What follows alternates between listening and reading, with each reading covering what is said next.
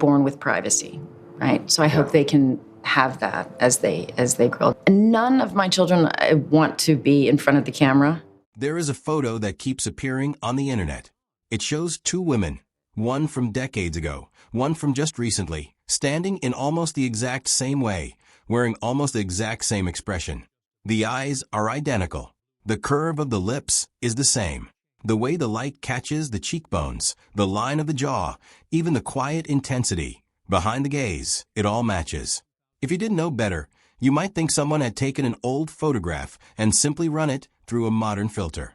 But that is not what happened. These are two completely different people, captured in two completely different eras. One of them is one of the most recognized faces in the world. The other is her daughter.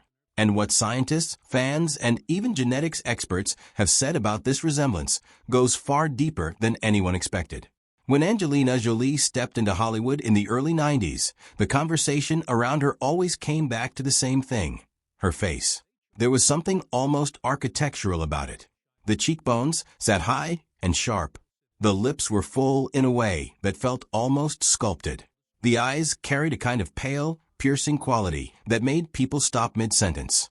Photographers talked about how her features caught light differently from everyone else. Directors said the camera responded to her in a way they had rarely seen. She was not just beautiful in the conventional sense. She had a structural quality to her face that felt rare, almost unrepeatable. And then her daughter was born. The birth itself was something that captured the world's attention even before anyone had seen a single photograph. In the spring of 2006, Angelina and her partner at the time chose to have their child not in Los Angeles or London or any of the obvious places, but in a quiet coastal town in Namibia called Swakopmund. It was a deliberate choice. They wanted distance from the media. They wanted calm. They wanted a beginning that was private and controlled, not something played out across magazine covers and celebrity news tickers. The Namibian government cooperated. Local police were stationed around the private resort where the family was staying. Foreign photographers who attempted to get close were turned away or deported entirely. Hospital staff signed agreements that prevented them from sharing any details. For a few weeks, this corner of southern Africa became the most carefully guarded place on the planet. On the 27th of May that year, a baby girl arrived by cesarean section. Her mother laughed through it and cried at the same time. Her father filmed the whole thing on a handheld camera. The doctor had flown in from Los Angeles specifically for the delivery. The name they gave her came from Hebrew. It carried meanings tied to peace, to arrival, to something long awaited. Her middle name came from French and meant something new, a fresh beginning. Even the name felt like a statement. This child would not simply inherit the fame around her. She would be given space to become something of her own. Namibia granted her citizenship immediately, making her one of a very small number of children born with dual nationality from her first breath. It was an unusual beginning by any measure, and that unusual quality never really left. She grew up inside a life that was impossible to describe as normal. 6 children total, 3 of them adopted from different corners of the world: Cambodia, Vietnam, Ethiopia, and 3 born into the family. They moved constantly. Their parents were always somewhere, filming, doing humanitarian work, visiting communities in crisis. School was not a fixed building in a fixed city. Tutors traveled with them. Classrooms appeared and disappeared. One week she might be doing lessons in Los Angeles. The next she might be somewhere in Southeast Asia, sitting with her siblings in a rented house while the family prepared for some new project. She visited refugee camps before she was old enough to fully understand what they were. She saw poverty and generosity side by side. Her education was not about sitting still. It was about being inside the world while it was happening. Her siblings each moved through their own paths. The eldest spent time studying in South Korea.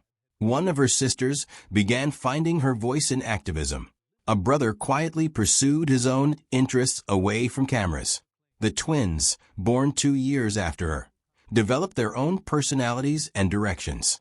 Through all of it, she was described by people who knew the family as the one who tried to hold the threads together. When tension rose, She was often the one who stayed steady.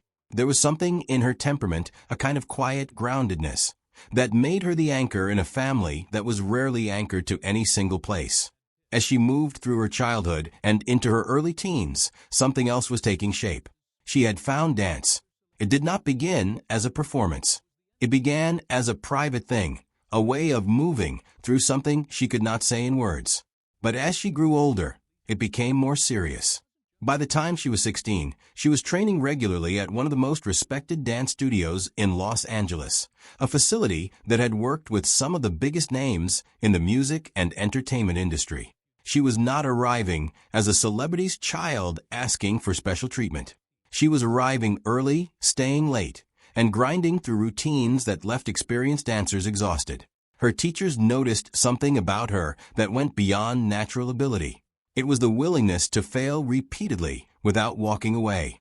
She would attempt something difficult, fall short of it, come back the next day, and attempt it again. That kind of persistence is not something that can be taught. It either lives in a person or it doesn't. One of her choreography mentors, who had worked extensively with major recording artists, spoke about watching her progress with something close to disbelief. He said her consistency reminded him of dancers preparing for world tours, people who had been doing this for 15 years. She had none of that history. What she had was focus. Clips from her training sessions began circulating online, and the reaction was almost uniform. People who had no connection to the dance world watched and immediately understood they were seeing something genuine. Comments from professional dancers appeared beneath the videos. The word that kept coming up was control. Not just physical control, but emotional presence. She was not performing for the camera. She was inside the movement, and the camera happened to be there. The public was watching, but she was not watching back.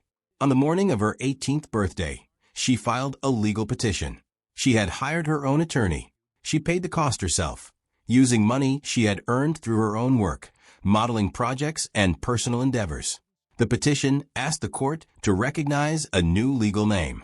She wanted to drop the surname she had carried since birth, her father's name, and be known going forward by only her mother's name. The request was approved within a few months. Her passport, her license, her contracts, all of it was updated to reflect the change. California law requires name changes to be published in a local newspaper for 4 consecutive weeks. That meant her decision, deeply personal and long considered, became public knowledge in a very literal way. The case number, the old name, the new name, all printed in black and white. She did not object to the publication requirement. She did not try to work around it. She let it happen, which itself felt like a kind of statement. She was not hiding. She was not embarrassed. She was simply saying in legal ink that she had made a choice about who she was going to be. Her father, by multiple accounts, did not see it coming. The news landed hard. There had been a warmth between them when she was younger, a closeness that those around the family described as genuine and easy.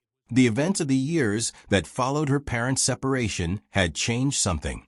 The distance had grown. And now this. Not just an emotional distance, but a formal one, written into official documents. People close to him said it felt like a finality he had not been prepared for. She said nothing publicly. She simply moved forward. The following year, in the spring of 2025, she made her professional debut as a choreographer at a fashion event in Los Angeles. The credits listed a single name, a shortened, personal version of her mother's surname. Her work was not a cameo or a favor to someone with connections. It was a full choreographed piece, performed by 2 dancers, set to a live vocal performance by an independent musician. Fashion editors who attended called it unexpected and genuine. It did not feel like the product of a celebrity name.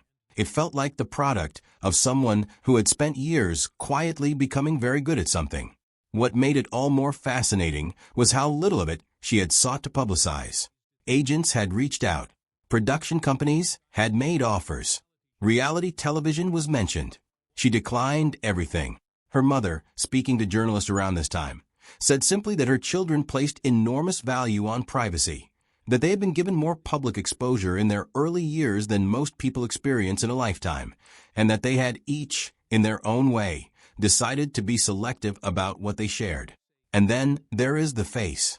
Side-by-side photographs have been circulating online for years now, and every new image that surfaces restarts the same conversation. The structure is almost identical. The zygomatic arches, the bones that define the shape of the upper cheek, sit in the same position. The philtrum, the small groove between the nose and the upper lip, is the same length and depth. The jawline follows the same angle. Genetics researchers who have spoken about this describe it as an unusually clean transfer of dominant physical traits. Most children carry visible traces of both parents. Here, the dominant features of one parent appear to have come through with very little dilution. Scientists even reference the broader cultural impact of her mother's genetics when Angelina publicly disclosed carrying a gene linked to hereditary cancer. Testing rates for that gene more than doubled around the world. The term coined for that wave of awareness became part of medical literature. The same genetic spotlight, in a very different key, now follows the daughter. She is not defined by the resemblance. She would almost certainly say that if asked. She has built something of her own, a creative identity, a professional reputation, a name she chose herself. But the resemblance is there, and it is striking. And it speaks to something real about how traits pass through families, how one face can echo forward through time and appear again in someone who is entirely their own person. She stepped out of a dance studio in the spring of 2025, her hair pulled back simply, dressed in the kind of casual clothes she has always favored, laughing at something one of her friends had said. Someone took a photograph. Within hours it was everywhere. The comments were all saying the same thing. People who had not thought about her in months were suddenly looking at the image and then pulling up old photographs of her mother from 30 years ago and placing them next to each other. The conversation began again, as it always does.